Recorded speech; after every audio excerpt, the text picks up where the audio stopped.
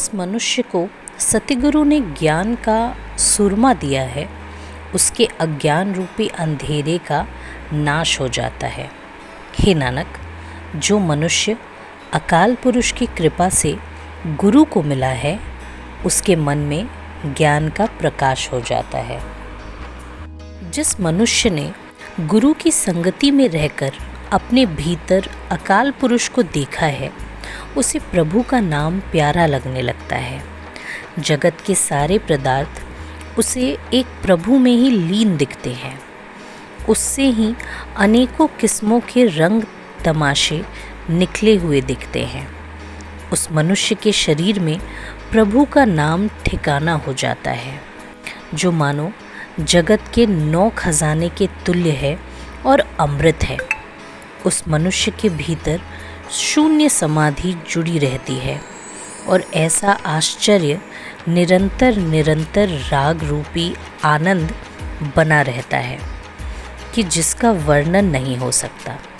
पर हे नानक, यह आनंद उस मनुष्य ने देखा है जिसे प्रभु आप दिखाता है, क्योंकि उस मनुष्य को उस आनंद की समझ देता है। वह अनंत भगवान भीतर बाहर सर्वत्र हर एक शरीर में मौजूद है। धरती, आकाश और पाताल में है, सारे भुवनों में मौजूद है और सत्य की रक्षा करता है। वह पार ब्रह्म जंगल में है, घास और पर्वत में है।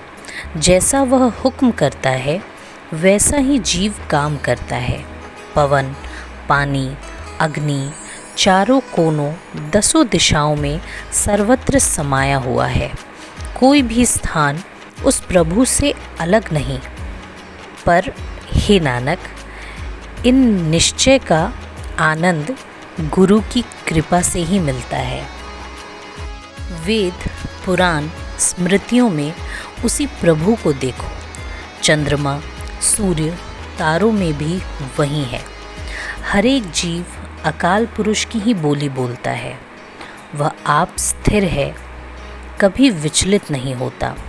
समस्त शक्तियाँ रचकर जगत का खेल खेल रहा है, पर वह किसी मूल्य पर नहीं मिलता, क्योंकि मूल्य गुणों वाला है।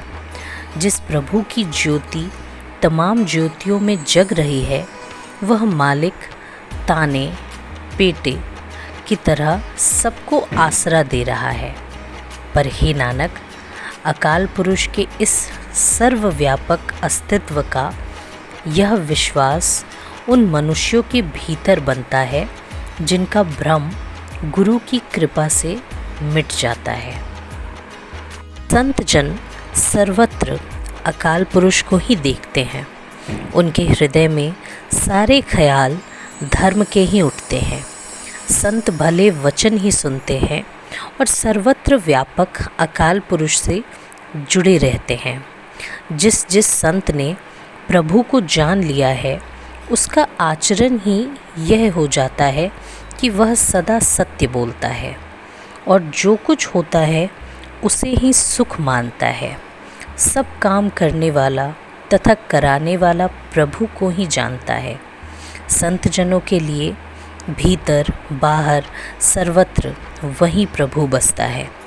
हे नानक, प्रभु का सर्वव्यापक साक्षात्कार करके सारी सृष्टि मस्त हो जाती है। प्रभु आप अस्तित्ववान हैं। जो कुछ उसने पैदा किया है, सब अस्तित्व वाला है। सारी सृष्टि उस प्रभु से हुई है। यदि उसकी रज़ा होए तो जगत का प्रसार कर देता है। यदि भाए तो फिर एक आप ही आप हो जाता है। उसकी अनेक शक्तियाँ हैं, किसी का वर्णन नहीं हो सकता। जिस पर तुष्ट होता है, उसे अपने साथ मिला लेता है। वह प्रभु किनसे दूर और किनसे निकट कहा जा सकता है। वह प्रभु आप ही सर्वत्र मौजूद है। जिस मनुष्य को प्रभु आप भीतरी उच्च अवस्था सुझा देता है, हे नानक, उस मनुष्य को अपनी इस सर्वव्यापकता की समझ देता है। सारे जीवों में प्रभु आप ही सर्वव्यापक हैं। उन जीवों की तमाम आँखों से प्रभु आप ही देख रहा है।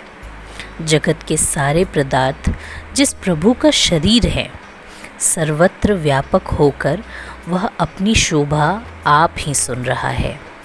जीवों का जन्म मरण प्रभु ने एक खेल बनाया है और अपने हुक्म अनुसार चलने वाली माया बना दी है। हे नानक, जीव अकाल पुरुष के हुक्म अनुसार जन्मता है और हुक्म अनुसार मरता है। जब उसकी रज़ा होती है तो उन्हें अपने में लीन कर लेता है। जो कुछ प्रभु की ओर से होता है जीवों के लिए अशुभ नहीं होता, और प्रभु के अतिरिक्त किसने कुछ कर दिखाया है। प्रभु आप ही भला है, उसका काम भी भला है। उसने दिल की बात वह आप ही जानता है। आप अस्तित्व वाला है। सारी रचना जो उसके आश्रय है वह भी अस्तित्व वाली है, भ्रम नहीं। ताने पेटे के समान उसने अपने साथ मिलाई हुई है। वह प्रभु कैसा है और कितना बड़ा है, यह बात व्यक्त नहीं हो सकती। कोई दूसरा होए तो समझ सके। प्रभु का किया हुआ सब कुछ जीवों को स्वीकार करना पड़ता है, पर हे नानक, यह पहचान गुरु की कृपा से आती है। जो मनुष्य प्रभु के साथ मेल कर लेता है उसे सदा सुख होता है। प्रभु उसे अपने साथ मिला लेता है। जिस मनुष्य के हृदय में भगवान बसता है वह जीवित ही मुक्त हो जाता है।